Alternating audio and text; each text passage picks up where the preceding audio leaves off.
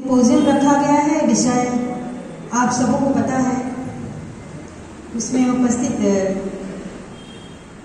आनंद मार्ग संबंधी प्रचारक संघ के जितने भी अनुयायी हैं, हमारे जितनी आचार्य हैं, यहाँ पे उपस्थित सभी अतिथिगण, उपस्थित सभी जितने भी पार्टिसिपेंट्स हैं, सबका हार्दिक अभिनंदन और स्वागत है। आप सबों को पता है विषय क्या है, कि क्या विषय का ज्ञान ही संपूर्ण शिक्षा है। तो सबसे पहले तो ये जानकारी बहुत जरूरी है कि आनंद मार्ग जो यह प्रचारक संघ है, इसका उद्देश्य क्या है और उन्होंने यह विषय ही क्यों चुना। तो मानव जीवन के उत्थान में जहां आज हम साइंस की नई नई रूपरेखा देख रहे हैं, नए नए आविष्कार देख रहे हैं, जहां हम अंतरिक्ष तक पहुंच चुके हैं और अपने लिए जीवन की तलाश कर रहे हैं दूसरे प्लैनेट पे, तो क्या जरूरत है मुझे कि इन विषयों पर बात करने की। जरूरत इसलिए है कि आगे बढ़ने के क्रम में हमसे क्या पीछे छूटते जा रहा है, ये समझने की आवश्यकता है। जिस संस्कृति से हमारा उत्थान हुआ है, जिस सभ्यता से हमारा उत्थान हुआ है, क्या हम अपने आगे वाली पीढ़ी को दे पा रहे हैं। जिस भाग दौड़ की दुनिया में हम आगे बढ़ रहे हैं, क्या वही सही है। तो इसी के लिए शायद तक मुझे जो जानकारी है, आनंद मार्गी जितने भी अनुयायी हैं, अपनी पूरी श्रद्धा से अपना जीवन समर्पण करके और समाज के भीतर ये संदेश देना चाहते हैं कि ममता, मोह और ये जो आंतरिक गतिविधियां हैं, जो संसारिक जीवन के लिए सभी कुछ जरूरी है, लेकिन इसके साथ साथ आत्मा की शुद्धि भी बहुत जरूरी है। इसीलिए शायद तक यह विषय आया है। क्या विषय का ज्ञान ही संपूर्ण शिक्षा है। यानी यहाँ पे स्टूडेंट्स को लिया गया है कि आप पढ़ाई कर रहे हैं, पढ़ाई करने में आपको ये बताया जाता है कि आपको किस चीज़ पे आपके टीचर्स बताते हैं, आपके पेरेंट्स बताते हैं कि आपको फोकस क्या करना है और अपनी लाइफ में क्या करना है।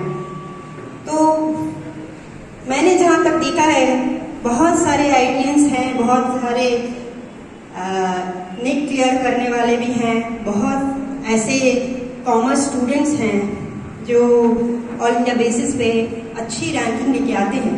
लेकिन क्या आप ये सर्टिफाइड कर सकते हैं कि वो अपनी लाइफ से संतुष्ट हैं, क्या वो सक्सेसफुल हैं, उन सफलता या उनको मिल भी गई है तो वो अपने से संतुष्ट हैं, अपने से संतुष्ट है, अपने परिवार को संतुष्ट कर पा रहे हैं, अपने आसपास को संतुष्ट कर पा रहे हैं। तो यही पे ये क्वेश्चन आ जाता है कि क्या विषय का ज्ञान ही संपूर्ण शिक्षा है। यानी शिक्षा की बदौलत आपने एक ऊंचाई छू ली, एक महत्ता, अपना एक इंडिविजुअलिटी बना ली, अपनी पर्सनालिटी बना ली, लेकिन उसके बाद भी अंतर्द्वंद आपके बीच में चल रहा है। इसी के लिए क्वेश्चन आ जाता है कि क्या विषय का ज्ञान ही संपूर्ण शिक्षा है। इसके लिए जरूरी है कि आप अभी से आत्ममंथन चालू करें। मैं भी जिस पोस्ट पे हूँ, मेरी जिम्मेवारियां हैं, मुझे मालूम है, लेकिन जिम्मेवारियों को करना निष्ठा और ईमानदारी से, नैतिकता के साथ करना, वो शिक्षा है। उस शिक्षा को कभी मत भूलिए, क्योंकि वो आपके व्यक्तित्व को निखारेगी और साथ साथ में आसपास के लोग जो समाज में हैं उनको भी निखारेगी। उसमें आपको जो संतोष मिलेगा वो संतोष असीम होगा। तो मैं इसका सार यही समझती हूँ कि अपने लक्ष्य को पाने के लिए आपकी नजर हमेशा अर्जुन की तरह उसकी मछली की आंख पे ही होनी चाहिए लेकिन विषय से विषयांतर नहीं होना है। आपको अपनी नैतिकता, अपने मूल्यों को भी मतलब उसको भी अपने आत्मज्ञान के साथ अपने मूल्यों को, अपनी नैतिकताओं को सर्वोपरि रखना है, उसके साथ काम करना है। जितना भी जूझना पड़े, लेकिन अपनी निष्ठा से, अपनी ईमानदारी से कभी समझौता मत करिए, क्योंकि जिंदगी आपको वापस उसी पायदान पे लाके खड़ी कर देगी। क्योंकि एक साइकिल है, जिस तरीके से इन्वायरमेंटल साइकिल चलता है, जैसा आप लोगों ने बायो में पढ़ा होगा कि बायो साइकिल चलता है, बॉडी क्लॉक होती है कि जहां से स्टार्ट करते हैं जीरो से, वही जीरो पे आके आपको खत्म करना पड़ता है। यही साइकिल आपकी लाइफ के साथ चलता है।